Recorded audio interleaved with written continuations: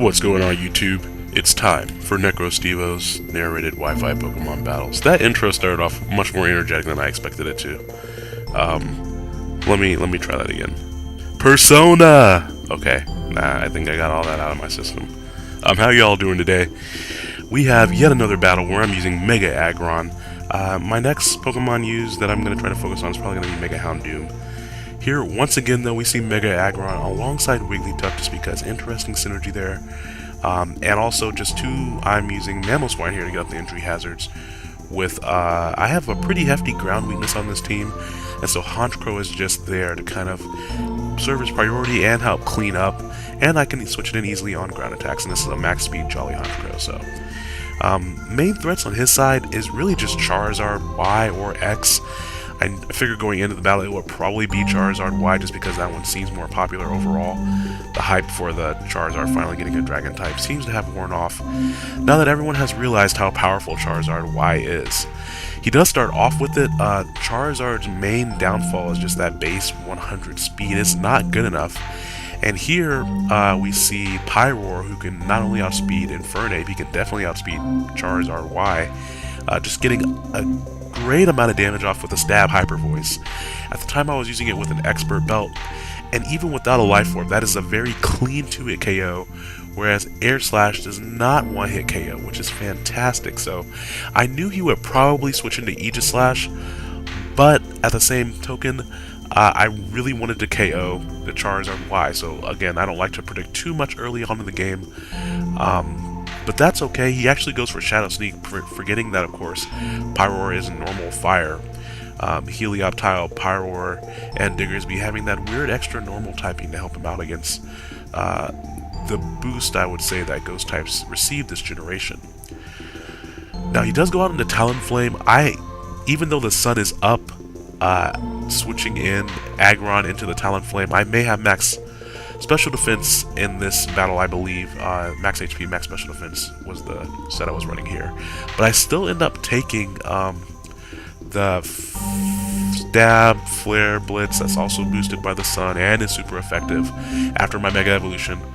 After the filter, it does not do nearly as much as I thought it would do, considering that in this battle I was max invested in special defense. That means I'm not only going to be able to get a decent amount of recoil off on the Talonflame. I might be able to rest up later because I'm at the amount of HP where it probably will take 2 attacks to finish me off from something else.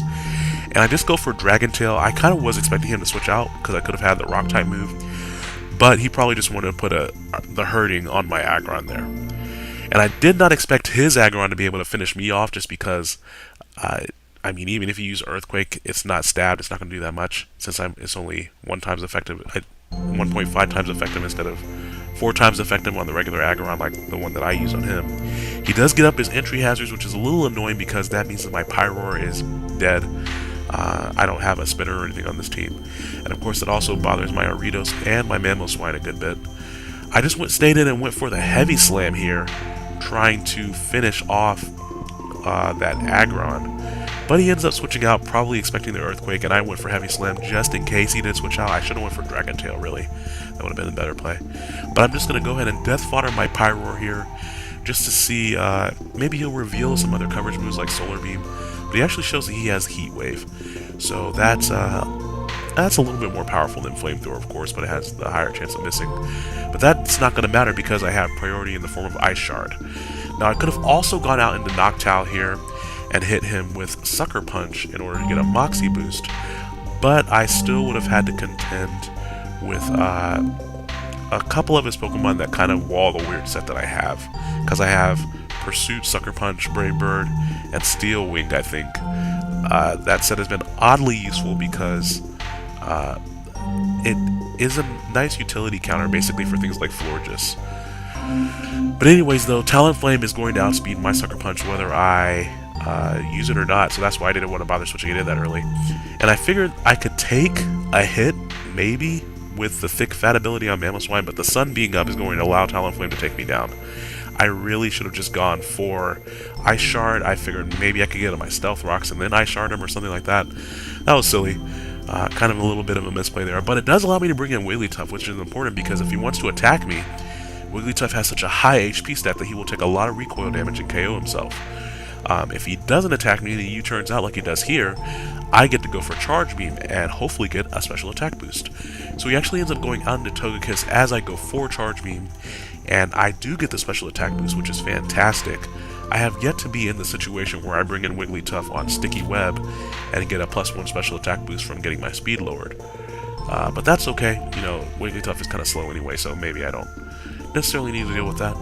But Air Slash doesn't really do that much considering Togekiss's great special attack and Wigglytuff's subpar bulk, and I'm able to finish off Togekiss with the Hyper Voice, which being Stab and at +1 is really nice because of course a Charge Beam would definitely not have KO'd. Now Talonflame is going to come back in. I figure he actually would want to Roost here because he knew he was faster and I might go for Charge Beam. But I guess since he saw that I took out Togekiss with the Hyper Voice, he didn't want to risk me just taking him out with the Hyper Voice while he roosted, of course. So we have a very delicious double down. We have 2 Talonflame Breasts on either side of the sandwich. They're just delicious. But that's okay. His last Pokemon is actually Shedinja, and since I saved my priority until the end of the battle, Shedinja is not going to be able to do anything because I have both Noctowl and I have Ariados with super effective moves. So that's going to be the end of that battle. I have that 2-0 victory there, but that was still a fun match. We were both able to use some interesting Pokemon, and I enjoyed the battle. So I hope you all have enjoyed seeing Mega Aggron a little bit. He'll probably be rotated out a good bit now as I search for an actual team. But it's going to be fun running Mega Houndoom, so look forward to that. You guys have a great day. Bye now.